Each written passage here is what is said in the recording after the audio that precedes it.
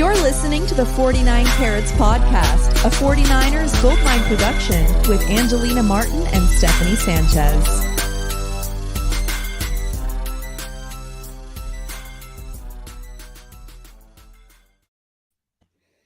Man, kind of bittersweet hearing that song. I'm not going to lie. Welcome to another episode of the 49 Carats podcast. This is episode 38, and as many of you know, this is my last episode of the pod. We're really sad, but obviously excited. I'm moving on to a new job, so I don't know. I just feel so weird this being my last episode, but we're going to have a fun one. We are going to talk about free agency today, obviously about the 49ers. A lot of quarterback shuffling going on since we last saw you guys. I think it's been about a month since our last episode. So yeah, let's get into it. How are you doing, Steph? I'm happy that we're recording.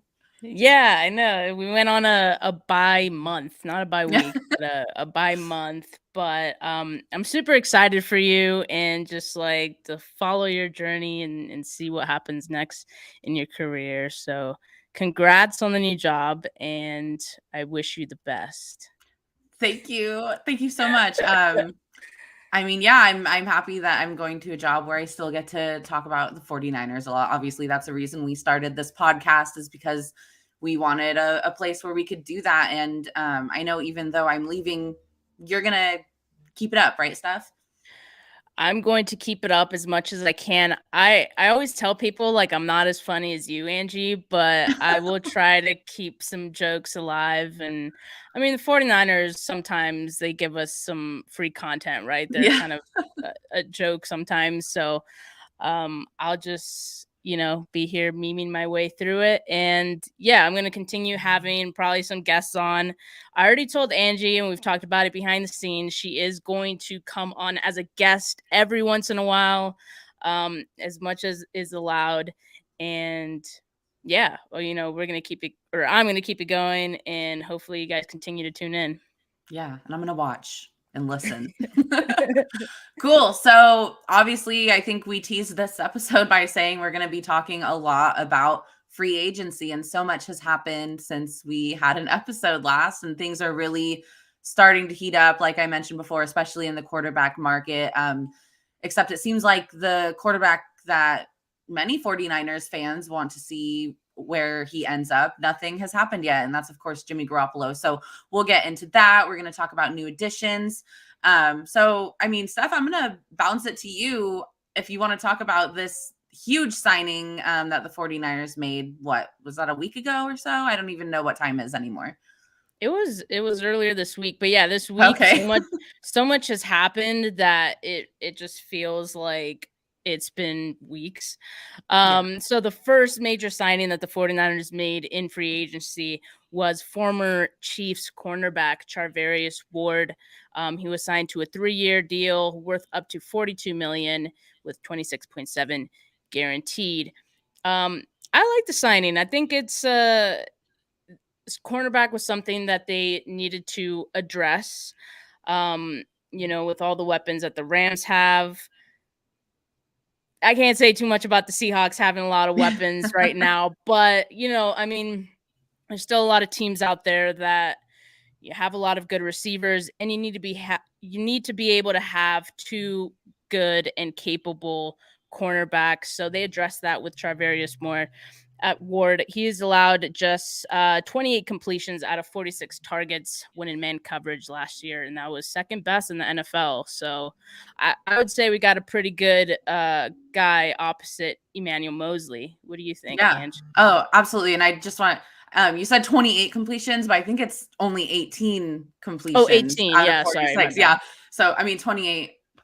18 is a little better than 28. So really good numbers. Yeah, I mean, this was something that we wanted the 49ers to do last offseason. I mean, address the cornerback position, and they didn't. I mean, they did in the draft, but, there are better ways to go about things. And I mean, I think every 49er fan was excited about this signing.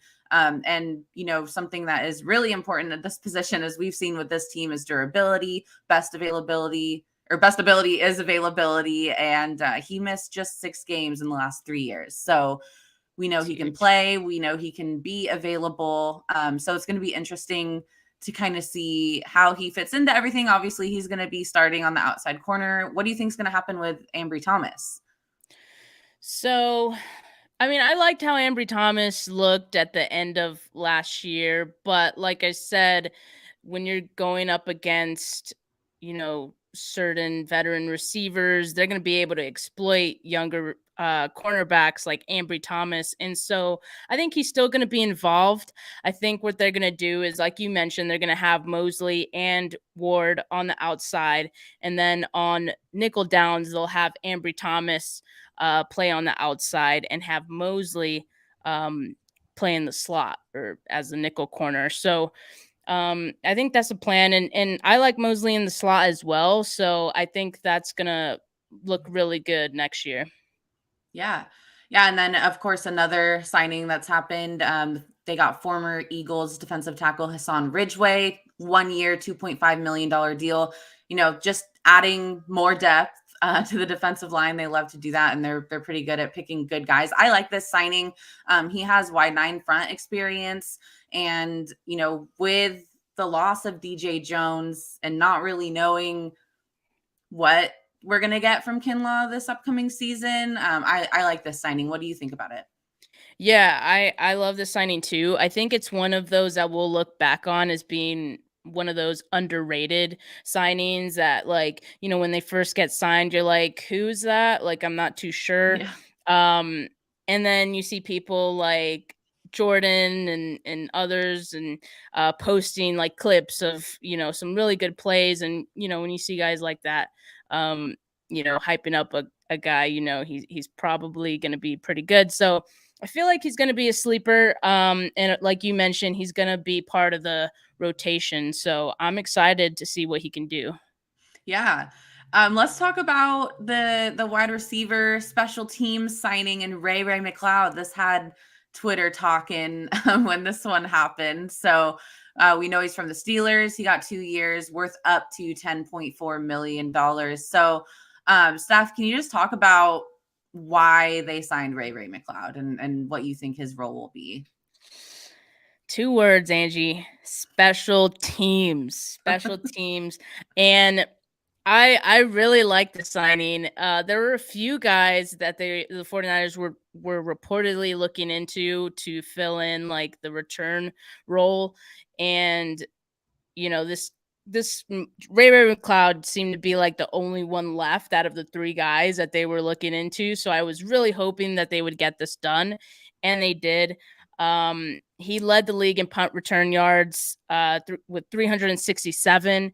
He averaged 9.7 yards on 38 punt returns and 22.2 yards on 35 kickoff returns last year. And he could play out of the slot as well. So I don't think he'll get that. He won't be like the main slot receiver, right? But he's going to be some pretty solid depth there. And I'm just excited. I mean, we know special teams was such an area of need for this team, and it seems like they're addressing it. What did you think about it? Yeah, I 100% agree with you. That was, I think, everyone's first thought when they saw the signing was special teams. Obviously, I mean, you rattled off his special team stats there, and they're pretty good. I'm just curious, though, because obviously this is not a splash wide receiver signing, but I think that they need to make one. Do you think they're going to address that in free agency? Do you think they're going to chase another wide receiver in free agency, or do you see that something that they address in the draft? I mean, and there aren't too many names out there that are still available. And we just saw Julio Jones go today. So wait, where did Julio Jones go? Did we not? Oh, no, I'm sorry. I'm thinking of Juju. I'm so dumb. God, I was about to say, I was like, holy shit, he got too. This is why I'm retiring. I can't keep the J name straight. Did that just happen? Oh my God. Disregard, but you know what I meant. Yeah. So, yeah, like you mentioned, I mean, they brought back Juwan Jennings. He's going to be back for at least another year. But like you said, Ray Mcleod as well doesn't really move the needle. They're still going to need some other signing probably. Julio Jones, I would love actually. Yeah, My there's first history thought, there. there's history there. At first, I was like, like he's been dealing with injuries a lot in the last 2 years, and that could be an issue. But you're not going to depend on Julio Jones to be your number one guy when you already have Deebo Samuel and Brandon Ayuk. So I think if he's more in like a featured role where, certain plays he'll come in, I think that'll be ideal for the 49ers. Now, I don't know if that's something that Julio Jones would be interested in. Um, but I'm hoping, that chemistry that he has with Kyle Shanahan, that could be something that could sway him in San Francisco's direction. Yeah. Get me as many weapons as you can for Trey Lance. That's all I gotta say. For sure. Moving on. The Niners also signed former Colts safety George Odom and former Packers linebacker Oren Burks. It looks like the 49ers are really prioritizing special teams. Is that kind of a pattern that you're picking up on? It definitely is, and it's really exciting. I mean, they hired a new special teams coach this offseason, Brian Schneider, who has like 10 years of experience. Well, I think he has 12 years of experience, but he spent 10 years with the Seattle Seahawks, and he had a pretty solid group during that period of time. And so I think it's just really exciting because it's one of those units that's so underrated to me. Like and it has the ability to change a game. We've seen that firsthand, right? So it's really exciting to me. I don't know too much about George Odom besides the fact that he's a special teamer. I've seen a couple people post some good plays from him. So who knows? Like maybe he'll be a good like backup as well. That's capable to slide in case of any injuries. And then Oren Burks, I fully expect will be, kind of further down on the depth list, but still exciting to get some like solid quality special team guys. Yeah, I like that they're thinking about it, and these all seem like really smart signings to me. I mean, we'll see how it plays out. And I know Niner fans are, wanting something crazy to happen in free agency, but I mean, that's every sports fan of every team in any sport, right? I mean, it's also the baseball off season right now. And I know Giants fans are waiting for the Giants to sign a bat and stuff. So you're always going to want more. But I think these are smart signings. But of course, teams around the league are also making moves, and a lot of 49ers are going to other teams. We'll talk about that, but let's talk about the players that are coming back. We have Azeez Al-Shaair, Demetrius Flanagan-Fowles, Daniel Brunskill, Maurice Hurst, Jawan Jennings, JaMychal Hasty, and Kevin Givens. What do you like? What emotions come into your body when you look at that list of players that they have coming back? I am most excited about Azeez Al-Shaair. I think he proved that he deserves to be a starter on this team and in general in the league, honestly. So, I knew if it's not going to be with the 49ers, it's going to be with someone else. So while they, got him back for 1 year, I would like to see them extend him. And I think right now would probably be a good time to do it, because if he has another year like he just had, then, suddenly the price goes up, right? So yeah, I think they'd be smart to do it sooner than later, but they also have other priorities like Bosa and Deebo as well. Yeah. But overall, like I like who they brought back, and I think a lot of good depth there. Yeah. Are you surprised about JaMychal Hasty at all? Not really surprised. I mean, anything can happen between now and the draft and training camp, right? Because they usually like to have a lot of guys during that time, and there's a lot of injuries. I mean, we now know Raheem Mostert's not coming back either, so I'm not too surprised. But again, like I expect he'll probably be like lower down in the depth there. Yeah. Well, like I mentioned, we've had to say some goodbyes to players. That's any off season, but some of these hurt pretty significantly. We'll talk about Laken Tomlinson first. He went to the Jets. I mean, obviously, to me, Laken Tomlinson was a priority signing, but when you see how much money he was given, I totally understand why it didn't happen. How do you feel about it? I mean, I feel like we kind of saw the writing on the wall. We were hoping that they might be able to get something done, Right. but leading up to, free agency even starting, I did see like reports saying like they're going to let him test free agency, which to me is they're ready, they're prepared for him to sign with another team. And so, Yeah. I was also kind of preparing myself for that. But I wonder if, this is maybe a vote of confidence for Aaron Banks. I mean, you bring up the money aspect. Obviously, that had a large part to do with it.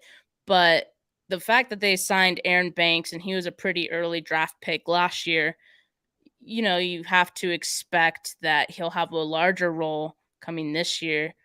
I'm just wondering, like, how do you feel about that? Do you feel like he's ready for that? Tell me your thoughts.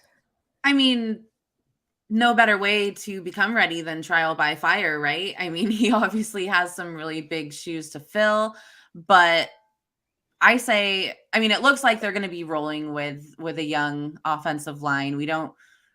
It looks like Alex Mack is coming back, but that's not for certain yet. I still think, even center is something that they need to maybe address in the draft because Alex Mack is pretty old. He's not going to keep coming back on 1-year deals. So I think that they are expecting a lot of youth and inexperience on the line this year. And I think they're just rolling with it. I think they trust their draft. And I think Aaron Banks is hopefully going to step up because if he doesn't, you know what I mean? Yeah, I totally agree. Just really quickly, like, I feel like the offensive line is going to look different. Like, we expect that. I mean, the offense is going to look different with Trey Lance, but with the skill set that Trey Lance has, he can move around in the pocket. It makes sense to maybe retool the offensive line just a tad to fit his skill set. Yeah, definitely. So also, this hurts my heart personally. This is yeah. So we know that Tom Compton went to the Broncos, but also DJ Jones, the best singer on the team. Dude. Also he's a good football player. Yeah, he's a hell of a football player. Man, this one hurts. Again, like, I don't want to say I expected this because honestly, I kind of did and I didn't. I felt like if he did go to free agency, teams would be interested in him. But then at the same time, I just noticed so many defensive tackles like becoming available in free agency. Like, there were so many teams that were like dropping their defensive tackles. And I was just like, wow, like, a lot of guys becoming available. This might help the 49ers keep DJ Jones. And like the first day or so, like, I didn't hear any reports about people like being interested in him or anything like that. But a lot of times these things happen like in the background. No one's, really checking in to see what a defensive tackle is going to do, right? But DJ Jones, man, went to the Broncos. At least he'll be like close by. Could watch him at one of the Broncos games sometimes. And but I'm going to miss that man. Yeah, he's not only a great football player, as we already mentioned, but just like a magnetic personality and someone that you like love to watch play. His mic'd ups were the best, like probably second to George Kittle only. So yeah, super sad. And you just reminded me, you're over there in Colorado and you're going to be watching some Russell Wilson ball next season. How's that? We'll see. Cause like, I might not hate him as much now because, he's not in our division. So, right. Because I went to some Broncos games like last season and it was like terrible because Bridgewater freaking sucked. Like, their offense was so bad. So, at least if I go to a game now, it's probably going to be pretty competitive. Yeah, definitely. I don't know if I should even say this, but I have never like really hated Russell Wilson. I feel like it's not. I mean, I think he's a total cornball and he's like so a corny, silly man. So goose, but cringe. he's a very nice guy and he's He's a a good gifted guy. athlete. But He does some he good things. also, he also produced some of like the worst moments of my life, right? So it's like give some, you win some, you lose some. But the Niners are playing the AFC West this They season, are, so which, we are not rid of him fuck yet. us, because like the AFC West looks like the scariest fucking division in the league, like by far, maybe even ever. Like they're scary right now. So Yeah. goddamn. Yeah. Seth, my boyfriend, is a big Raiders fan, and he has been telling Oh my me god, yeah. for months, probably, like, oh, Devontae Adams is going to come to the Raiders. Like, he wants to reunite with Carr. And I was like, you're crazy. You're crazy. You think that he wants to come to that organization. You think he wants to leave Aaron Rodgers and go play with Derek Carr? Like, do you know how much crow I've been eating in the past, like, 12 hours? Like, do you know the text messages I received from him? Oh my god. I was like, okay, I was wrong. Like, I'm sorry. I didn't see this coming. Did anyone? Wow. Yeah, I can't even believe that. That was such a, I mean, this free agency period has been so crazy so far, but that's been by far one of the craziest things that happened so far. Yeah. Yeah. So anyway, back to what we were talking about. With DJ Jones gone, I mean, we kind of already brought this up earlier, but how do we feel about Kinlaw going into, this season, next season, tomorrow, training camp? Last off season, I was feeling very optimistic about Kinlaw, and I was like, it's his second year, he's gonna look great. And then, once again, like he's bogged down by his injury, and it seems to be something that was reoccurring for him, his knee issues. And sorry, I just got a update notification. I just want to make sure it doesn't go off right now. Don't update. Update to Monterey. But yeah, I feel like I'm not gonna be fooled by that optimism again. And I really hope the 49ers have some type of backup plan in place. Sure, you can say that Hassan Ridgewater falls into that plan, but I would like to see something a little more like concrete and a little better than that, because you're going from DJ Jones, who is just a wrecker in the middle of the defensive line, especially in the run game. And we've seen flashes from Javon Kinlaw, but nothing that would suggest that he is going to be at DJ Jones level, like at least right away, right? And so like it's great that he got surgery on the knee, and I only say that because the assumption is that surgery would hopefully fix it being a reoccurring thing. So I'm hoping that's the case, but again, like I would really want them to address it in a bigger way than they have so far. Yeah. So we're just gonna have to wait and see on that one, because I totally agree with you. Like, I don't think I'm putting any eggs in the basket. I'm not counting any chickens before they hatch, not even one with Kinlaw. So we'll just have to wait and see. I feel like that's the motto of being a football fan, is just wait and see. So also, as we know, Raheem Mostert and Trent Sherfield, they are following Mike McDaniel and Wes Welker to Miami. I don't blame them. I'm sure they're really fun to play for. They both have 1-year deals. I mean, do you think that the 49ers should have tried harder to keep either of them or re-sign either of them? When I saw Raheem Mostert's deal, which I believe you mentioned 1 year, but it's also, I think, for just $3 million, which seems really low, and seems like the 49ers could have totally done that if they wanted to. It's not like the Dolphins like overpaid him or anything, which had they done that, then yeah, I could have totally understood why the 49ers didn't re-sign him. But I mean, I don't know. Maybe they're just maybe they're ready to move on. They seem to really like Elijah Mitchell just based on how much he played last season.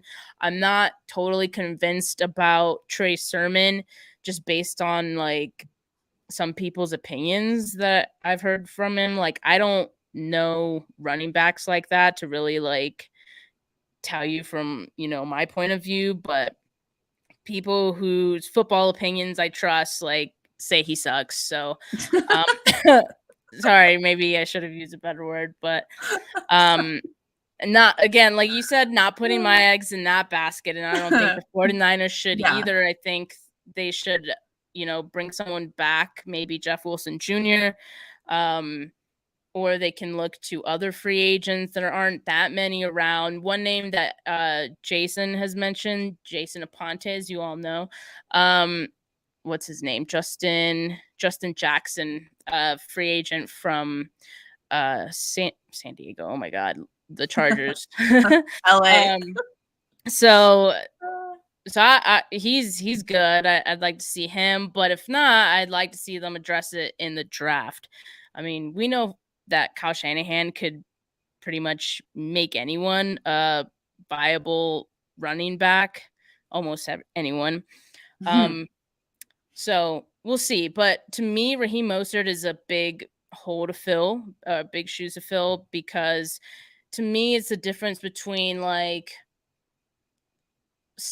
a baseball player who can get on base and one who can hit a home run. Like, to me, Raheem Mostert is a home run hitter, like he's a threat at any given time. And that's something that they lacked last year, as much as, some people don't want to admit that. So I hope they address it. Yeah, I agree with you. That deal seems like something that was feasible for the 49ers, but exactly what you said. Obviously, they're ready to move on.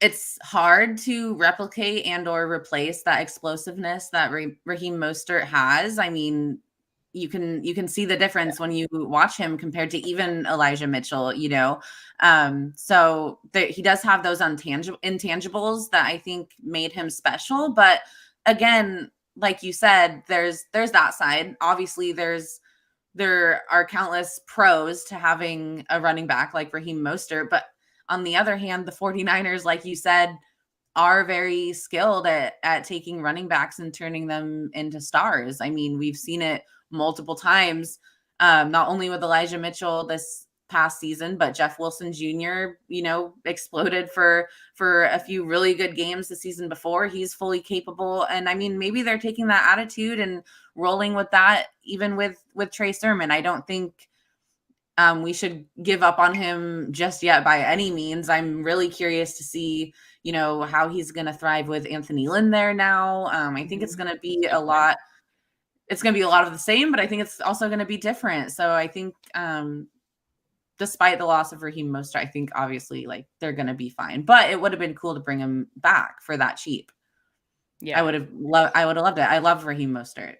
I think Jeff Wilson Jr., they'll be able to get him like very cheap if they want. And that's probably, maybe that's what they're thinking too. Like, they pick which injured running back you want more. I don't know. See, this is why they need JaMychal Hasty as well. Cause like they have so many running backs and like they all get hurt at one point or another. So yeah, but it's like, even with JaMychal Hasty, it's like, we say that about, sorry, my AirPod just fell out. We say that about them turning like running backs and stuff, but with JaMychal Hasty, I feel like it's never really, but maybe he just hasn't had enough opportunities. I don't know. Also Trenton Cannon said peace. He's going to the Titans. Kentavious Street said peace. He's going to the Saints. And the Niners kind of let that happen. They opted not to place a tender on him, which made him a free agent. So obviously they're cool with that. I mean, that's a lot of names that we just listed off that aren't going to be on the Niners next year. How do you feel? Like, who do you think was the biggest loss? I mean, I think that's kind of an obvious. It might not be obvious. Who do you think was the biggest loss? It's close between Lakin and Jones. I I only say Lakin because it's hard. It's really hard to find quality offensive linemen in this league. And then DJ Jones, like, yeah, you can have a pretty solid rotation on the defensive line, and the 49ers have shown that they can, turn randos or just like guys that haven't really had success anywhere else into very productive guys on their defensive line. But I still feel like Jones was that good of a player that they'll miss him, Yeah. I think.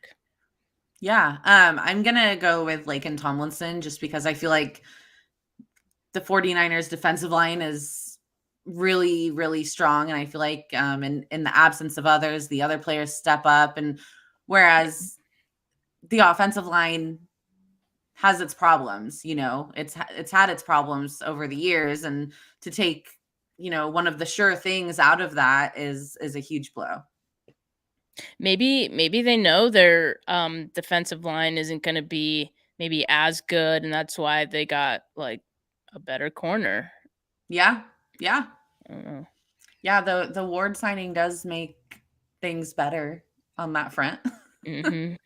So, yeah, the 49ers, they're currently projected to receive a 5th round comp pick next year for DJ Jones. So cool. And Tomlinson's loss, yeah, like we mentioned, the loss of Tomlinson, that's going to be kind of helped out by the addition of Ward. So we'll see. As we always say. Yeah, let's talk about the quarterback carousel. I like that, and how it impacts Jimmy Garoppolo.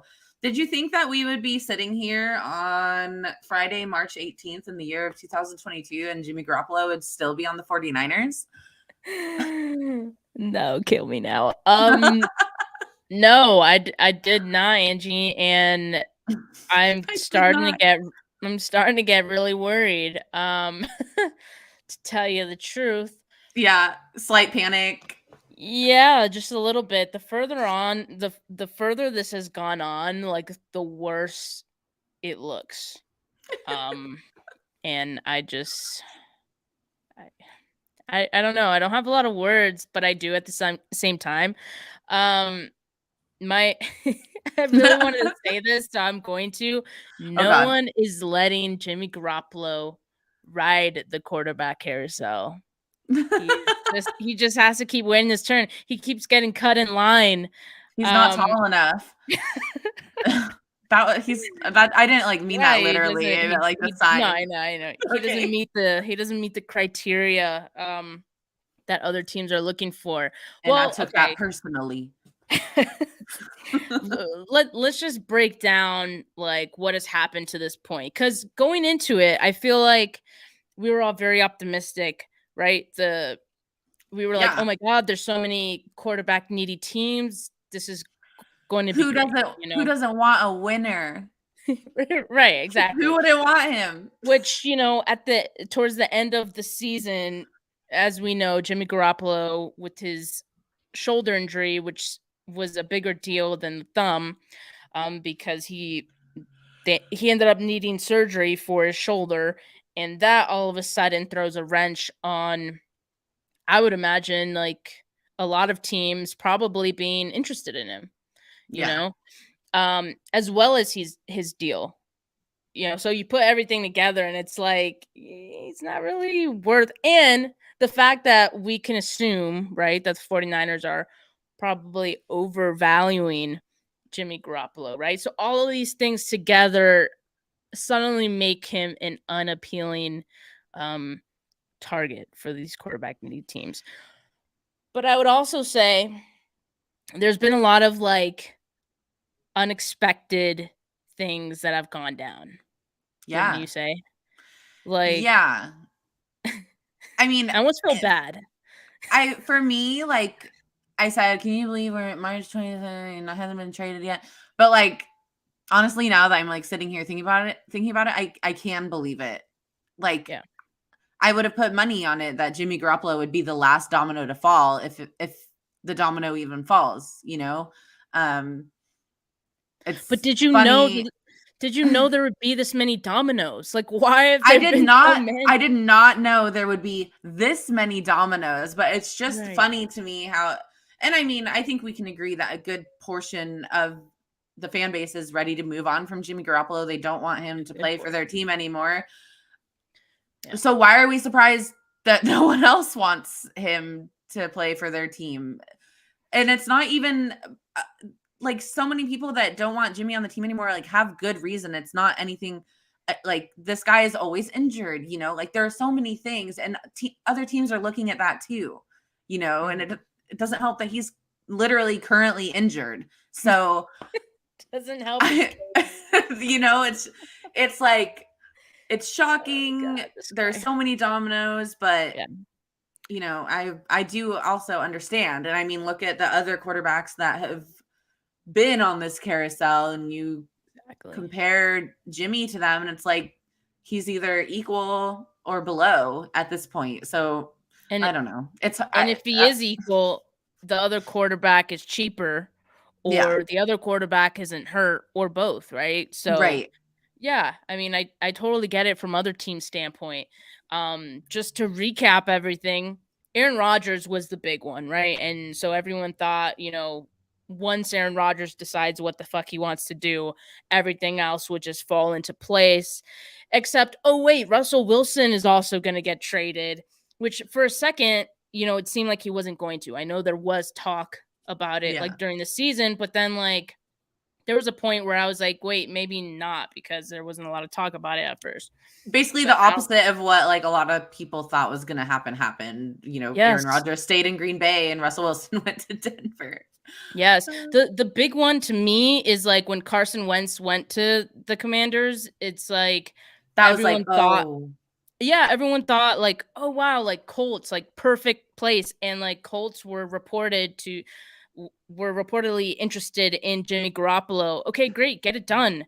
What happened? Like, if they're interested, the only thing I can think of is that his asking price, the 49ers asking price, was too much, because I can't imagine that Garoppolo wouldn't want to be traded there. So I don't know. What do you think about that? What do you think like caused that fallout between like negotiations or talks between like 49ers and Colts? 49ers and Colts, or 49ers and Commanders? Colts. Okay. Honestly, I don't know. Like I literally have no idea. I would have to be there, you know. I got nothing. I mean, it's not over yet though, right? Like that could still happen. No, it could still happen, but like I'm feeling like there was one point where I felt like, okay, the Colts and the 49ers are you thought it was gonna be like clockwork, like once it's done, and then it kind of felt like they were just almost like testing each other. It was like a game of chicken. Like they were like, I have an answer. Seeing who would, I think that the Colts wanted to wait. Like, look what's happened now. It's a good thing they did wait. There's so much more that could happen. Obviously we know now that Deshaun Watson's going to the Browns, but at that point, that was still up in the air. There's just so many I say dominoes one more time. I'm just gonna turn my computer off, but like I'm just gonna order pizza if you say that's what I think happened. I think they were just like, we gotta wait and see, because this is not the best option for us. Jimmy Garoppolo is not the best option. But see, that's the issue. Like, that's what it all comes down to. Because, like, look at Trubisky. The Steelers didn't waste any time. They didn't fucking wait. They were like, he's out there. Let's just get him. And at one point, I thought that's how it was going to be with Jimmy Garoppolo. But we see now that if you want something, you're going to go get it as quick as you can before anyone else does. So, and like, I feel like, I feel like Jimmy Garoppolo is everyone's sort of last choice. Like he's definitely at like the bottom tier of like the quarterbacks that are available. I just can't. And okay, so the Watson domino did fall today. And so he went to the Browns. So that suddenly means Baker Mayfield is available, which suddenly means other teams probably look to him before Jimmy Garoppolo. So like he got cut in line for the QB carousel again. And, at this point, who is left? Like, so there's talks that the Colts are interested in Baker Mayfield, which, yeah, they should be, right? And then also the Seahawks, which Seahawks are not even like an option for Jimmy Garoppolo. I wish they were, because I would honestly love if Jimmy Garoppolo stayed within the division and we got to play him twice a year. That'd just be my dream. But that's not going to happen. So who's available? Like, what team needs a quarterback now? The Saints are probably going to go Jameis Winston. The Panthers, they might keep Sam Darnold. And I don't know if they end up wanting to trade for Jimmy with his contract and all his issues. Falcons, no, they were only interested in Watson. They'll keep Matt Ryan. Texans, I don't know. I heard I saw a tweet earlier that said they're okay sticking with Davis Mills. So suddenly it's just Colts and Seahawks that are like probably your only shot. So I'm really hoping that the Seahawks go get Baker. Like that's our only hope.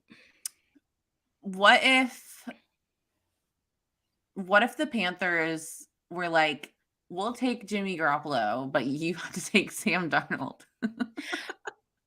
I mean, I don't remember what Sam Darnold's contract is. But I mean, I wouldn't hate Darnold as like a backup. Vet backup, yeah. Yeah. Oh, fuck it. I don't know. Yeah, well, dude, what's gonna happen? I don't know, man. I don't fucking know. And like, man. We haven't even mentioned like that Gardner Minshew and then Marcus Mariota are out there as well. Would teams rather sign them over Garoppolo?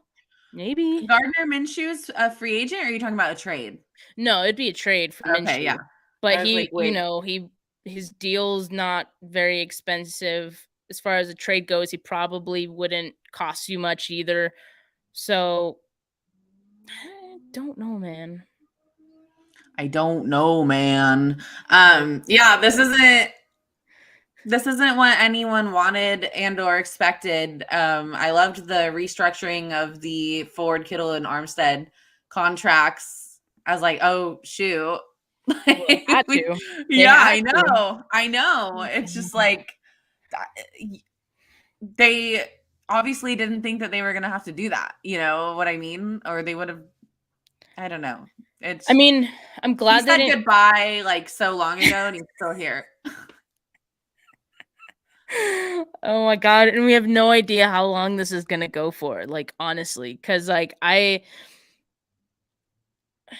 part of me is like, I don't even know if they'll cut him, at least not right now, because I feel like they're gonna continue waiting. They already have this long, like they're gonna wait. He's gonna stay if someone gets hurt, a quarterback gets hurt, and then look, here's Garoppolo. Yeah, he's gonna stay. I'm gonna have to go through all this again. But you know what? Like at least if he stayed, camp would actually be like a legit. Like Trey Lance would actually have a chance. It would actually be a competition in camp this season. Like I don't think they would go with Jimmy again. I think Trey Lance is gonna start, but like. I don't even know what I'm trying to say. I'm just like, if he stays, is he gonna be the backup if he stays? Like, that's I don't know. They would have to restructure his contract. And even then, that would be such a ridiculous contract for a backup. Exactly. That's what I'm saying. There's no way to justify it. Yeah. Because, like, okay, I think Jimmy's camp is okay waiting, like, for now. But there's going to be a point where you hit a fork in the road and you are going to have to make a decision about cutting him or not. And if you don't, his agent is probably going to be like, no, we're not fucking doing this again. But at Yeah. the same time, I don't know. I honestly don't know, because he's also never going to get a contract like the one he has right now. So who can fucking say what's going to happen? I'm just Not over me. it. I'm Not over me. it. So do you think that they overvalued Jimmy Garoppolo? Yes. The Niners, that Sadly. is. Yeah. Yeah. I mean, and the worst part about it is that it seems like they're not ready to admit that. Like, they're still like hoping. Jimmy is the best I quarterback mean, in the world. if there was a report that said that he got offered they got offered like a second round pick for him, and if they really passed that up, like, holy shit, that would just be outrageous. Yeah. So do you think that they're gonna cut him so that they can actually like start making some splash moves in free agency? See, Or I mean, that's the thing. Like, a lot of people are getting like mad because they're like, we haven't been able to sign anyone because we still have Garoppolo's contract, which, like, I don't think that's true yet, because they have made some like signings, and Charvarius Ward's contract was, I don't know why I keep saying more. Charvarius Ward's contract was pretty big. So I don't think they're at that point yet, but I kind of feel like they're kind of like they're getting there. So I don't fucking know what's going to happen. I really don't. we're just gonna have to wait and see. I hate this show. I hate this season. Not this show, not us recording, but I hate this like reality TV show we're on with the 49ers. And I just can't wait for the season finale of Jimmy Garoppolo as a 49er. Oh yeah, I thought we were there, but apparently not. Shoot. That's the episode. Is there anything we didn't talk about, or anything else you wanted to mention? We could have gone on so long because we hadn't recorded for a month, but I was like, hell no, like, that's just so much to cover. I know. It's too much. Well, I'm so excited to watch you cover the rest of the off season and next season, and I'm so happy and grateful that we were able to record 38 episodes of this beautiful podcast together. We had so much fun, dude. Like, I'm just so happy that we were able to do this, and people actually listened. Yeah, and I hope they keep listening. I feel like you were the entertaining one, so I hope they still continue listening to me. But yeah, you got the brains. We'll have you on as a guest for sure at some point. Yes, so. Yeah. And I mean, follow along with what I'm going to be writing about the Niners at NBC Sports Bay Area. I mean, hell yeah. What a weird thing to say. I mean, yeah, I think I've said it all, Steph. I love you so much. This podcast was everything to me, and I'm so excited for my new journey and to continue, watching yours and how you continue to grow the show. To everyone who listened over the past year, thank you for caring about what we have to say, and I'm glad that you're still going to be able to hear what Steph has to say. So, and of course, I'm still going to be tweeting about the Niners. So, I can do that. All right. Well, I won't see you guys. I was going to say, we'll see you next time. And I was like, oh no. Yeah. Thank you so much, guys. That was the episode. And we're just going to end it now before I start crying. Peace. No. Bye. No. Goodbye.